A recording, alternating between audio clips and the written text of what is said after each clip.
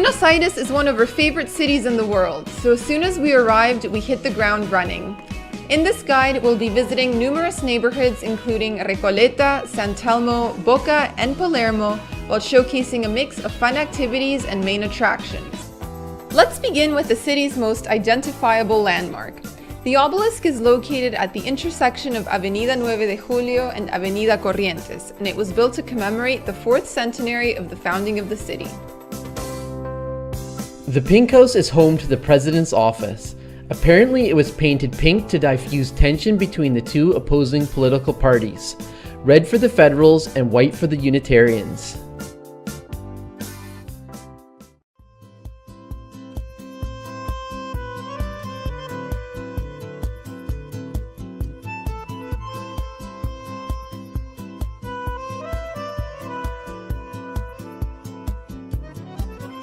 La Boca is the most colorful neighborhood in Buenos Aires, and there is one particular stretch of road called Caminito, which is really popular with visitors.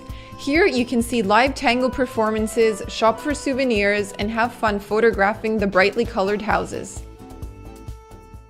We came all the way to Boca to meet Messi, number 10. If you're into football, you may want to consider doing a stadium tour or even attending a match against Boca Juniors' rival, River Plate.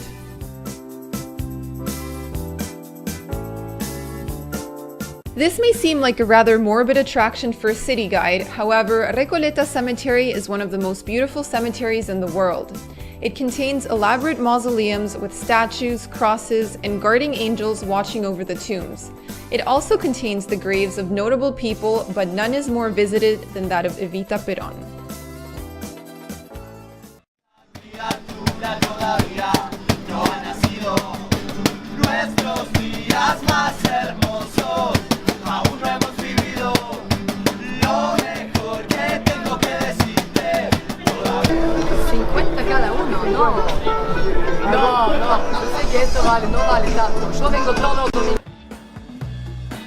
The San Telmo Sunday Fair is a hippie market / antique fair that takes place in Plaza Dorrego and spills onto Calle Defensa.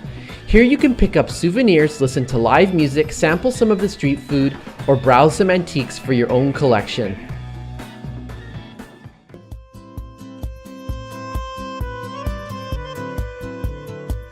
Since Buenos Aires is the birthplace of tango, no visit to the city would be complete without going to a tango show.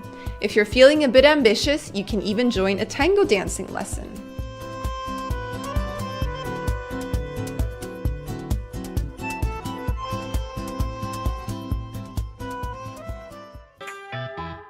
Floralis Generica is a flower sculpture located in Plaza de las Naciones Unidas.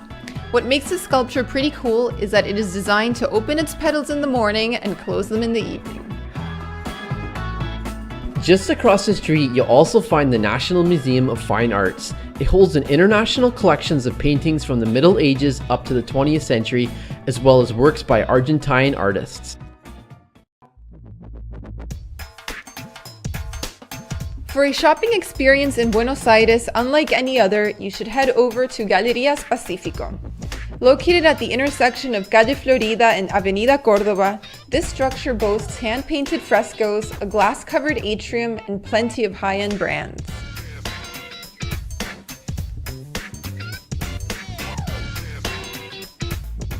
Florida Street is another popular shopping area. This pedestrian-only street runs for about 1 kilometer and it is lined with stores on either side. You can also exchange money here, get a shoe shine, or watch some of the buskers get creative with their costumes.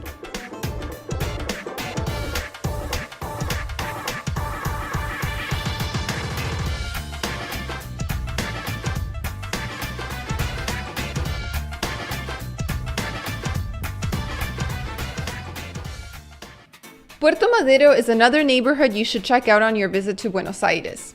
The area sits along the waterfront and it has undergone a massive regeneration effort in the last couple of decades. Old warehouses have been turned into lofts, restaurants, and art spaces, and it's quite lively if you swing by on a weekend.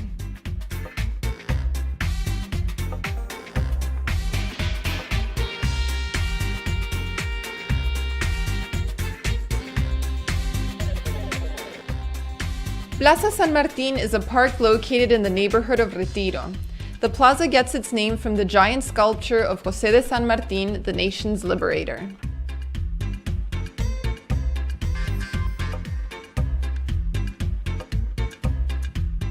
Just off of Plaza San Martin, you can also find the Malvinas War Memorial, which commemorates the Argentine soldiers who fought against the British in the Falkland War.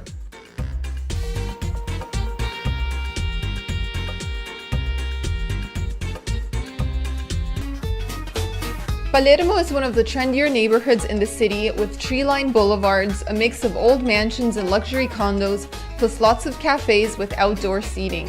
It's worth a visit even if you're staying in a different part of the city.